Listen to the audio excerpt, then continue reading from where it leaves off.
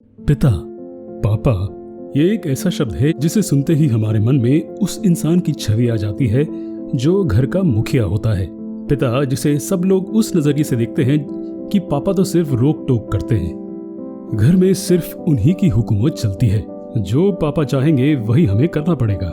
लेकिन क्या कभी हमने इस बात पर ध्यान दिया कि अगर पापा रोक टोक करते हैं, हमें कहीं जाने से मना कर रहे हैं, हमें कुछ पहनने से मना कर रहे हैं, तो क्यों? उनके मना करने पर हम गुस्सा तो बहुत जल्दी हो जाते हैं, लेकिन कभी उसके पीछे का कारण पता नहीं करना चाहते। हर एक पिता अपने बच्चों के लिए एक उज्जवल भविष्य की कामना करता है। यही कारण है कि पापा हमें गलत राह पर जाने से रोकते हैं। पापा जानते हैं कि हम जो कर रहे हैं वो गलत है या सही, इससे हमें भविष्य में कोई नुकसान तो नहीं पहुंचेगा, इसलिए पापा हमें टोकते हैं। पापा के टोकने पर कभी गुस्सा मत होना, साथ ही उनके नजरिए से सोच कर देखना। हर पिता की तो उसके बच्चे में जान बसती है। पापा कभी हमारा नुकसान नहीं होने देंगे। हर पिता एक नीम के पेड़ की तरह होता है, जिसके पत्ते और बोल तो बेहद कड़वे होते हैं, लेकिन उनके छांव में जिंदगी बहुत ठंडी और आरामदायक होती है। हम बहुत आसानी से कह जाते हैं कि आपने किया ही क्या है हमारे लिए।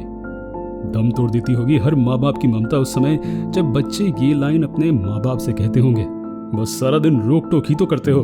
पापा के इस तरह से रोकने टोकने का मतलब शायद हम उस दिन समझेंगे जब हम माता पिता बनेंगे। आप, हम और शायद इस दुनिया के सभी लोग यही सोचते हैं कि जिंदगी में अगर पिता ना हो तब भी बच्चों का जीवन चल सकता है। वैसे तो जीवन किसी के लिए नहीं रुकता, लेकिन एक पिता के बिना घर ऐसा घर होता है जिसमें कमरे तो होते हैं लेकिन छत नहीं। माँ के बिना जीवन की कल्पना करते समय हम डर जाते हैं, लेकिन सोचिए अगर पिता के बिना जीवन जीना होगा तो वो जीवन कितना संघर्षपूर्ण होगा। नसीब वाले होते हैं वो बच्चे जिनके सर पर उनके पिता का हाथ होता है। उनकी हर मांगे पूरी होती हैं और हर समय एक सुरक्षा का एहसास होता है। प्राचीन काल से हम यही सुनते आ रहे हैं कि 9 महीने माँ ने बच्चे को गर्भ में रखा। माँ की प्रशंसा तो हर कोई करता है, लेकिन उस पिता को कैसे कोई नजरअंदाज कर सकते हैं जिस पिता ने उस बच्चे को 9 महीने अपने मस्तिष्क में रखा। जिस दिन हम अपनी माँ के गर्भ में आते हैं, उस दिन से वो पिता हमारे अच्छे भविष्य के लिए सोचना शुरू कर देता है। उस दिन से उसकी मेहनत शुरू हो जाती है, उस दिन से उसका त्याग शुरू हो जाता है। पिता के मन की स्थिति शायद ही कोई समझ पाता है, क्योंकि वो पिता ही होता है जो न तो दिल खोलकर अपनी बात अपने परिवार के सामने रख पाता है, न ही पिता अपने दिल का प्यार बच्चों को दिखा पाता है। पिता को कहीं न कहीं डर होता है कि उनका लाड प्यार कहीं उनके बच्चे का भविष्य ना बिगाड़ दे। उन्हें ना चाहते हुए भी थोड़ा सख्त होना पड़ता है। हर पिता अपनी तरफ से अपने बच्चों की हर इच्छा पूरी करना चाहता है। हमारी इच्छा को पूरा करने के लिए पिता अपनी औकात भूल जाता है हर पिता कि उसके पास शायद इतनी शक्ति नहीं कि वो अपने बच्चे की हर ख्वाहिश को पूरा कर पाए। पर पिता अपने बच्चों की हर ख्वाहिश को पूरा करने के लिए अपनी पूरी शक्ति लगा देता है।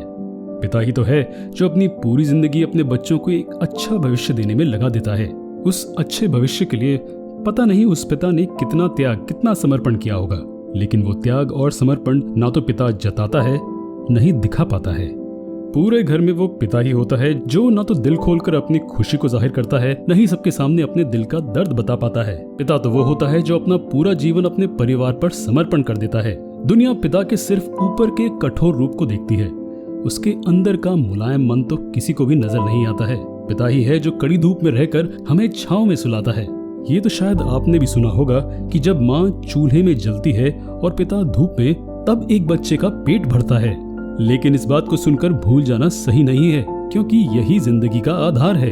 तभी हम बच्चे अपने जीवन को मखमली चादर में सोकर गुजार पाते हैं, तभी हम बच्चे अपनी हर ख्वाहिश पूरी कर पाते हैं। घर से बेटी के विदा होने पर पूरा घर रोता है, लेकिन सबसे ज्यादा दुखी तो अकेला पिता होता है। हमारे घर का योद्धा पिता ही होता है जो पूरी दुनिया से लड़कर हमें सुरक्षित रखता है। पिता के उन एहसानों को तुम कभी भूल न जाना। वो पिता ही है जो हमें धरती में स्वर्ग देता है। आज हमने जितनी भी बातें पिता के लिए कही हैं, उन बातों को एक बार विचार जरूर करना, अपने पिता को गले लगाकर वो एहसास जरूर देना। ये आखिरी के 2 लाइन जो शायद पिता को परिभाषित कर दें।